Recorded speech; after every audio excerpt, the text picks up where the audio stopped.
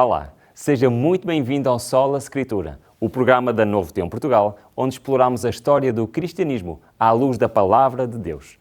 No episódio de hoje, vamos até à Suíça para conhecer Ulrico Zwinglio, um reformador corajoso que mudou a história da cidade de Zurique ao colocar a Bíblia no centro da vida da Igreja e da sociedade. Fique connosco para conhecer a sua história, compreender a origem desta doutrina e estudar o que a Bíblia realmente ensina sobre este tema.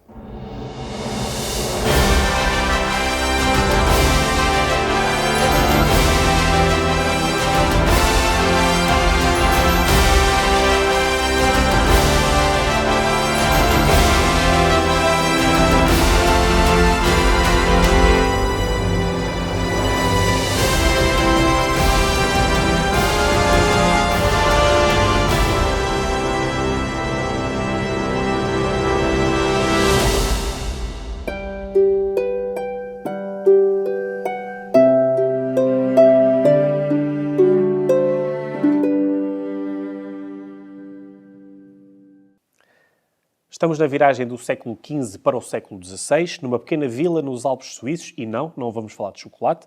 É lá que nasce um dos grandes nomes da reforma protestante, contemporâneo de Martinho Lutero, mas com um percurso muito próprio. Ruben, como foi a juventude de Ulrico Zwinglio?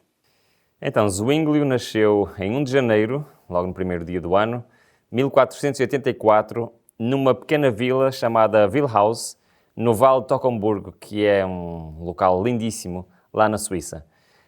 Ele era o terceiro de 9 filhos e cresceu num ambiente familiar respeitado. O pai era magistrado da aldeia, os tios estavam ligados ao clero, a família tinha posses e dava muita importância, muito valor à educação. E desde cedo, Zwinglio revelou talento e curiosidade. Ele foi estudar para Basileia, onde estudou Humanidades, também em Berna e Viena. E depois foi estudar Teologia, com uma forte influência do humanismo renascentista. Ao contrário de muitos sacerdotes da época, ele estudou a Bíblia, o que era muito estranho, não é? Um sacerdote não estudar a Bíblia, mas ele era diferente e realmente estudou a Bíblia e nos seus idiomas originais, o que mais tarde marcaria profundamente o seu ministério. O contacto com a natureza também teve um papel muito importante na sua formação espiritual. Um amigo de infância dele contou o seguinte: tenho pensado muitas vezes que ao subir para aquelas alturas sublimes dos Alpes, ele se aproximava tanto do céu que recebia algo de celestial e divino. Foi assim que começou a formar-se o caráter de um homem que mais tarde viria a desafiar séculos de tradição religiosa lá na Suíça e tendo como base apenas a palavra de Deus. É impressionante ver como a natureza, a educação e a Bíblia moldaram desde muito cedo a visão espiritual de Zwinglio. Mas quando é que começou o seu ministério e como é que foi o início da sua vida pastoral? Bom, isso já foi em 1506, quando Zwinglio foi ordenado e começou o seu ministério como pároco de Glarus, uma vila de montanha. Ele era bem jovem ainda, mas ele destacou-se desde cedo pela sua pregação clara, pelo cuidado que tinha com os membros da sua comunidade religiosa. E ele pregava, não em latim, mas pregava em alemão, que era a sua língua, a língua daquela região. Mas ele também estudava em latim e lia a Bíblia no grego. Durante 10 anos, ele esteve lá em Glarus e aprofundou os seus estudos bíblicos e também os seus estudos filosóficos. Ao mesmo tempo, via com preocupação o envolvimento, na altura, dos jovens suíços nas guerras como mercenários, que era a prática comum da altura, os jovens suíços irem como mercenários. E ele denunciava que isso traria maus efeitos morais e espirituais e causava danos na sociedade. Lemos numa citação que o seu discurso contra a prática da mercenaria causou-lhe oposição, mas ele não se calou. Mais tarde, já em 1516, foi para Einsendal, um centro famoso de peregrinação católica.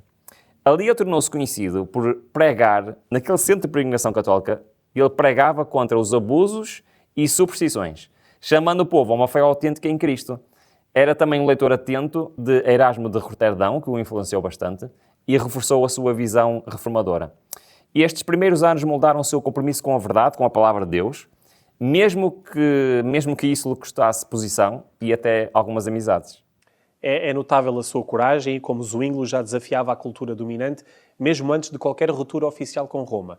E quando ele chegou a Zurique, que mudanças é que isso trouxe ao seu ministério? Sim, o próximo passo, então, em 1519, Zwinglio foi nomeado como o principal pregador da catedral mais importante de Zurique, a Grossmünster. Foi ali que iniciou a sua grande obra de reforma. Em vez das leituras tradicionais, que eram comuns, ele começou a pregar, versículo por versículo, o Evangelho de Mateus. Uma abordagem que era totalmente nova para o povo, nunca tinham ouvido semelhante. Rapidamente conquistou a atenção não só dos cidadãos de Zurique, mas também dos governantes. O Conselho da cidade começou a ouvir as suas ideias, começaram a convidá-lo para participar nas decisões públicas sobre temas religiosos. E ele defendia que todas as práticas da Igreja deviam ser baseadas unicamente na Bíblia. A Bíblia era a regra de fé para ele. Numa citação diz o seguinte: as suas pregações tinham o poder de transformar não só corações, mas também as leis da cidade. Pouco depois, ele organizou várias discussões públicas com representantes do bispo lá de Constança. Nessas ocasiões apresentou 67 teses. Essas teses afirmavam que Cristo é o único mediador e que a missa devia ser abolida. O ritual da missa. Essas discussões foram um marco no avanço da reforma lá em Zurique. Aos poucos, a cidade começou a deixar os rituais católicos e instituiu uma adoração mais simples e centrada na Bíblia. Foi um movimento impulsionado lá no púlpito, por Zwinglio, mas com impacto na legislação, na educação e até na economia da cidade. É realmente interessante ver como uma cidade inteira se reformou a partir da pregação da Bíblia. Mas que papel tiveram essas discussões, e também a Bíblia, no avanço dessa mesma reforma? Então, estas discussões públicas foram essenciais para tornar legítimo a reforma lá em Zurique. A primeira aconteceu em janeiro de 1523, lá no Salão do Conselho, com a presença dos representantes do Bispo de Constança, padres locais e também líderes civis da cidade de Zurique. E Zwinglio então apresentou as tais 67 conclusões, baseadas só na Bíblia. Todos aqueles rituais, tudo aquilo que eles faziam que não era bíblico, tinha que ser retirado. Essas teses foram lidas, foram discutidas e algo extraordinário aconteceu. Foram aceites pelas autoridades da cidade. Zwinglio defendia que só aquilo que está na Escritura deve ser praticado. Mais tarde, a segunda discussão foi em outubro desse mesmo ano e ainda consolidou mais a reforma. A partir daí, foram sendo abolidas a missa, os ícones, os santos, as práticas que não tinham fundamento na Bíblia, e a Bíblia tornou-se a norma oficial para a fé e prática em Zurique. Toda a cidade, a norma era a Bíblia. Estas disputas não foram apenas teológicas, mas momentos públicos para decisão entre a tradição e a Bíblia. E o incrível aconteceu. A cidade de Zurique escolheu a Bíblia. Essas disputas mostram bem como a Bíblia se tornou a base de toda a reforma na cidade de Zurique. Mas e sobre a Santa Ceia? Qual é que era a visão de Zwinglio sobre este ponto tão central? Então, Zwinglio via a Santa Ceia como um memorial simbólico, não como um sacramento onde Cristo está fisicamente presente. Para ele, o pão e o vinho representam o corpo e o sangue de Jesus, mas não se transformam em nada, ou seja, não se transformam, como acreditavam, como ainda hoje acreditam a Igreja Católica, não se transformavam no corpo literal de Cristo. E esta posição era muito diferente, por exemplo, de Lutero, que acreditava na presença real de Cristo na ceia. Então a diferença ficou clara quando eles se juntaram na famosa disputa de Marburgo, em 1529, onde os dois reformadores discutiram frente a frente.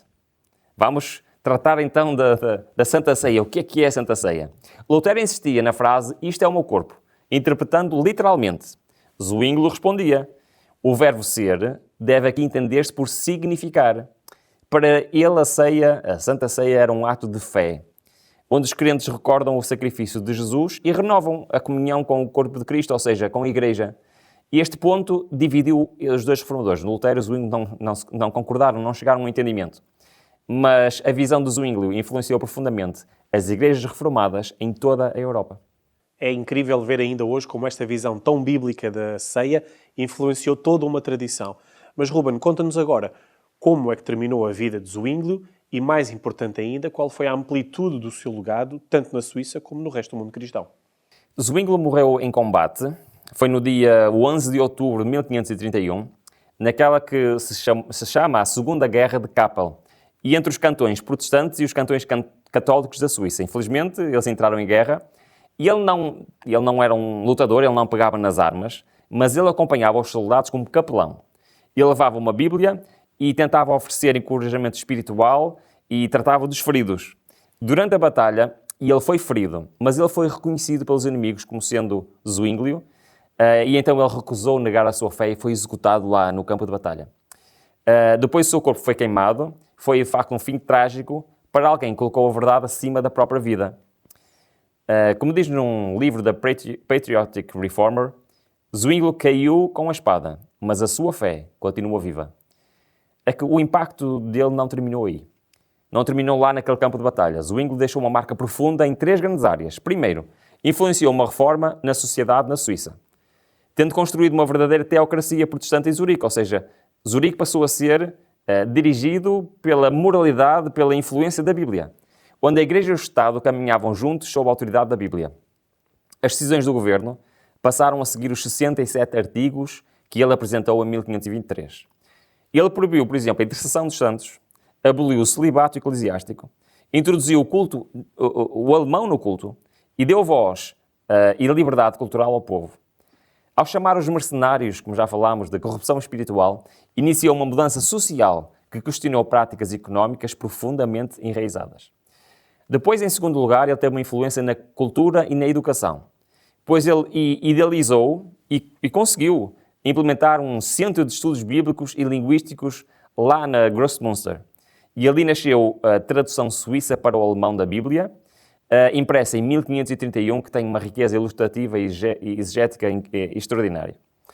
E este projeto moldou a educação, moldou a leitura da Bíblia e moldou a cultura religiosa da Suíça, colocando o cristão comum em contacto direto com as Escrituras. E por fim, por último, em terceiro lugar, ele teve uma influência noutras regiões, pois as ideias de Zwinglio inspiraram a criação de comunidades reformadas em outros cantões, como por exemplo em Berna, em Basileia e noutros lugares pela Suíça. Mas mais que isso, a sua influência chegou a outros países, por exemplo à Inglaterra, através de Henrik Bullinger, que enviou escritos e cartas a figuras como o rei Henrique VIII, documentos que foram amplamente lidos lá na Inglaterra entre 1550 e 1560. Se está a gostar deste programa e quer aprofundar os temas da Reforma Protestante à luz da Bíblia, temos um presente especial para si. Esta revista chama-se O Grande Conflito e é um curso bíblico completo com 24 estudos, cada um dedicado a um reformador e à doutrina que ele defendeu com base na Palavra de Deus. O episódio de hoje corresponde ao estudo 6, onde vai encontrar mais detalhes sobre o rico Zwinglio e o verdadeiro significado da Santa Ceia segundo a Bíblia.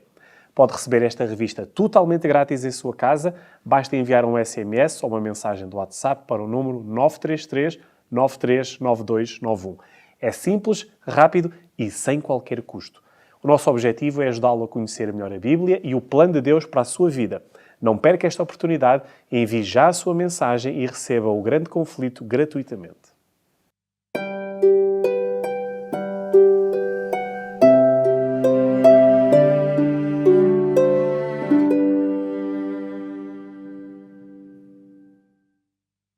Para compreendermos o que estava em causa na Reforma, é importante voltar às origens. Como era a Santa Ceia na Igreja primitiva? Logo nos primeiros séculos, os cristãos celebravam a ceia como uma refeição simples, vivida em comunidade. Partilhavam o pão e o vinho com alegria e reverência, em memória da morte de Jesus. Não havia altar, não havia sacerdote nem rituais. Era um momento de comunhão fraterna e de esperança no regresso de Cristo. A Bíblia diz: por todas as vezes que comeres este pão e beberes este cálice, anunciais a morte do Senhor até que venha. No entanto, com o passar do tempo, e sobretudo a partir do século IV, a ceia começou a ser profundamente alterada. À medida que a Igreja foi ganhando poder político, os símbolos do pão e do vinho passaram a ser entendidos como o próprio corpo e sangue de Cristo de forma literal. Assim, o que era uma recordação tornou-se num sacrifício repetido. A ceia deu lugar à missa, onde o sacerdote oferecia a hóstia como se fosse Cristo a morrer novamente pelo povo. Esta ideia foi formalizada no século XIII com a doutrina da transubstanciação, que afirma que o pão e o vinho deixam de ser pão e vinho, tornando-se o corpo e sangue reais de Cristo. Além disso, começou-se a adorar a hóstia, levando-a em procissões e expondo-a em altares, algo que nunca existiu na Igreja do Novo Testamento. Esta transformação da ceia afastou os crentes do sentido original da instituição feita por Jesus, uma celebração da graça, da fé e da comunhão no corpo de Cristo. No início da Reforma, Martinho Lutero levantou-se contra os abusos da missa e rejeitou a doutrina da transubstanciação. No entanto, manteve a ideia que Cristo está presente fisicamente na ceia. A posição de Lutero ficou conhecida como consubstanciação. Ele defendia que Cristo está presente em, com e sob os elementos do pão e do vinho. Ou seja, embora o pão e o vinho continuem a ser pão e o vinho continue a ser vinho, o corpo e sangue de Cristo estão presentes verdadeiramente, de forma misteriosa. Para Lutero, a frase de Jesus, isto é o meu corpo, devia ser entendida literalmente. Por isso, manteve o culto solene, a mesa próxima do altar e a prática de ajoelhar diante dos elementos. Poucos anos depois, em Zurique, Ulrico Zwinglio apresentou uma visão diferente.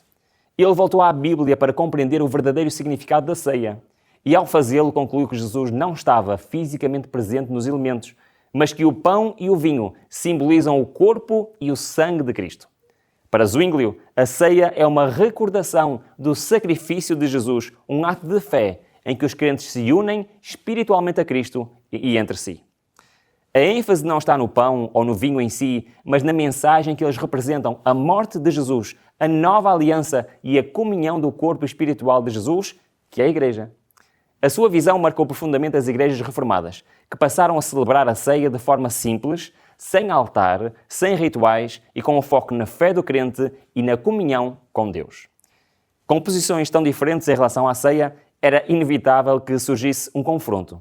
E em 1529, o príncipe Filipe de Hesse organizou um encontro entre os dois maiores líderes da Reforma, Martinho Lutero e Ulrico Zwinglio. E esse encontro ficou conhecido como a Disputa de Marburgo. O objetivo era unir os reformadores numa mesma doutrina. Concordavam em quase tudo, exceto na ceia do Senhor. Lutero apontava para as palavras de Jesus e dizia com firmeza: "Isto é o meu corpo." Zwinglio respondia com humildade e convicção: "Isto significa o meu corpo." O debate foi intenso, mas Zwinglio insistia que a linguagem de Jesus era simbólica, como tantas vezes acontecia nas parábolas e nos ensinamentos proféticos. No final, não chegaram a acordo. E aquele momento marcou a separação entre o ramo luterano e o ramo reformado do protestantismo. Apesar disso, a visão de Zwinglio espalhou-se rapidamente por outras regiões da Suíça, pelos Países Baixos, pela Escócia, com João Knox, e até pela Inglaterra. Em todas estas comunidades, a ceia passou a ser celebrada como um memorial bíblico. O foco deixou de estar no mistério dos elementos e passou a estar na fé do crente, na recordação do sacrifício de Jesus e na comunhão dos crentes, que é a Igreja. E este entendimento moldou profundamente o protestantismo reformado e, mais tarde, também as igrejas evangélicas modernas. E hoje? A verdade é que as igrejas cristãs continuam divididas sobre o significado da ceia. A Igreja Católica mantém a doutrina da transubstanciação. O luteranismo ainda defende a presença real. E as igrejas reformadas, evangélicas e adventistas celebram a ceia como um memorial simbólico e espiritual. Mas em todas estas abordagens há algo que continua a ecoar. A ceia chama-nos à cruz. Chama-nos a uma comunhão com Cristo e com os irmãos. E renova em nós a esperança do regresso de Jesus. Porque, como disse o apóstolo Paulo, todas as vezes que comes este pão e beberes este cálice, anunciais a morte do Senhor até que Ele venha.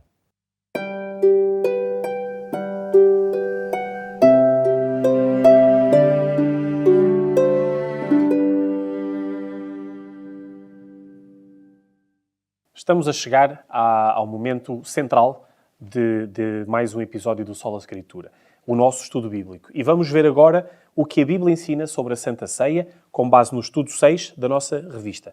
Ruben, qual foi a instrução de Jesus a respeito da Santa Ceia?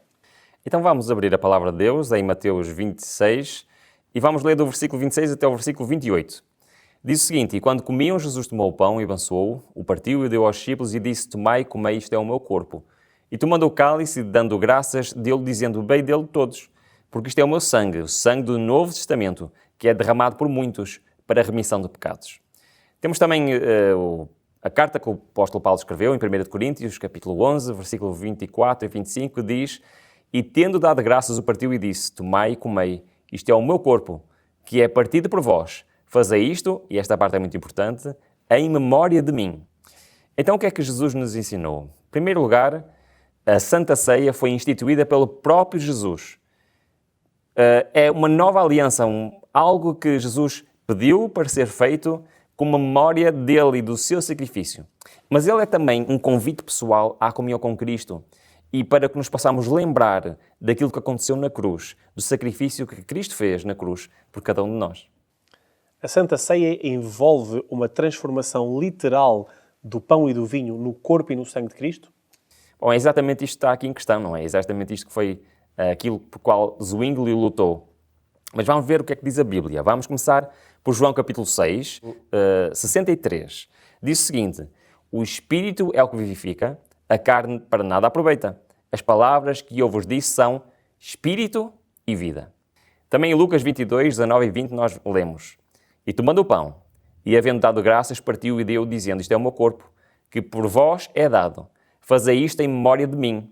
Semelhantemente tomou o cálice depois da ceia, dizendo: este é o cálice, e este cálice é o novo testamento no meu sangue, que é derramado por vós. Ora, é óbvio nestas palavras que nós vemos que Jesus não estava a falar literalmente. Eles não estavam literalmente a comer o corpo de Cristo. Não estavam literalmente a beber o sangue de Cristo. Então, Jesus estava a falar espiritualmente. Logo, a Santa Ceia, ela não é literal, ela é simbólica. Ela representa a nossa comunhão com o corpo e o sangue de Cristo. Representa a nossa vontade de renovação, de comunhão com Cristo. O pão representa o corpo de Cristo, mas também representa o pão o quê? Por exemplo, representa a palavra de Deus. Quando na Santa Ceia nós estamos a comer o pão, nós literalmente estamos a afirmar que pretendemos nos alimentar de Cristo, ou seja, da sua palavra. E o sangue é uma manifestação do quê? Do sacrifício de Cristo. Então nós, ao beber o vinho, estamos literalmente a dizer que acreditamos que o sacrifício de Cristo na cruz é o ato suficiente para o perdão dos nossos pecados, para a nossa salvação. Então a vida está nas palavras de Cristo. A vida está na vida de Cristo e não nos alimentos físicos, no pão e no vinho. Literalmente não é Cristo, é um símbolo espiritual. O que simbolizam então o pão e o vinho na Santa Ceia? Bom, já estava a falar um pouco sobre isso, mas vamos ver claramente o que diz. Em Marcos 14, 22 e 24, diz que Jesus tomou o pão e disse o quê? Isto é o meu corpo. Tomou o cálice e o que é que ele disse? Isto é o meu sangue. Então, o pão representa o corpo de Cristo que foi entregue por nós. Representa o próprio Cristo, aquilo que ele ensinava. E o vinho representa o sangue que foi derramado na cruz. Ora, isto é muito importante nós compreendermos que estes símbolos visíveis são os símbolos de um sacrifício real e suficiente. Mas temos que entender o seguinte: assim como o pão era sem fermento, o vinho também tinha que ser sem fermento. Porquê? Porque o fermento, biblicamente, simbolicamente, é o símbolo do pecado. Então, se é o símbolo do pecado e o pão não podia ter fermento, o vinho também não podia ter fermento. Para representarem realmente aquele que não conheceu o pecado, Jesus Cristo, que foi puro, santo e sem pecado. Como devemos então nós participar da Santa Ceia? Paulo esclarece isso em 1 Coríntios e em 2 Coríntios. Vamos ver, 1 Coríntios 11, 27 a 29, que diz: portanto, qualquer que comer este pão ou beber o vinho do cálice do Senhor indignamente, será culpado do corpo e do sangue do Senhor. Examine-se, pois, o homem a si mesmo, e assim coma deste pão e beba deste cálice.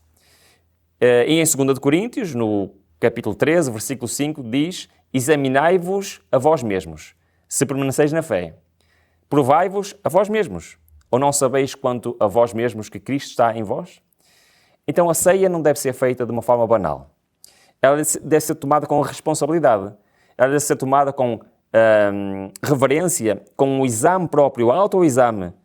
O que é que se passa na minha vida, devo pensar? Será que eu estou a viver uma vida de acordo com a vontade de Deus? É um momento solene de reflexão e também é um momento de reconciliação com Deus. Por causa disso, não devemos participar indignamente. Não devemos participar sem compreendermos o que estamos a fazer. E participar sem discernimento é desrespeitar a cerimónia e desrespeitar o sacrifício de Cristo. Ruben, porquê é que a Santa Ceia é tão importante na vida cristã? É de facto muito importante. Vamos continuar com o apóstolo Paulo em 1 Coríntios 11, 26, que diz: porque todas as vezes que comerdes este pão e beberdes este cálice, anunciais a morte do Senhor até que Ele venha. Estas duas coisas são muito importantes. E em Mateus 26, 29 diz: E digo-vos que, desde agora, não beberei deste fruto da vide até aquele dia em que o beba novo convosco no reino de meu Pai. Então, o que é que importa referir destes dois versículos? Primeiro que a Santa Ceia, ela aponta em primeiro lugar para o passado. Há 2000 anos atrás, Cristo morreu por cada um de nós. Aponta para esse sacrifício. Mas ele não aponta só para o passado, aponta para o presente também. O que é que ele nos mostra? Mostra e nos relembra da nossa relação com Deus, da nossa comunhão com o Senhor, a maneira como estamos a viver o presente. E mais, Tiago, projeta para o futuro.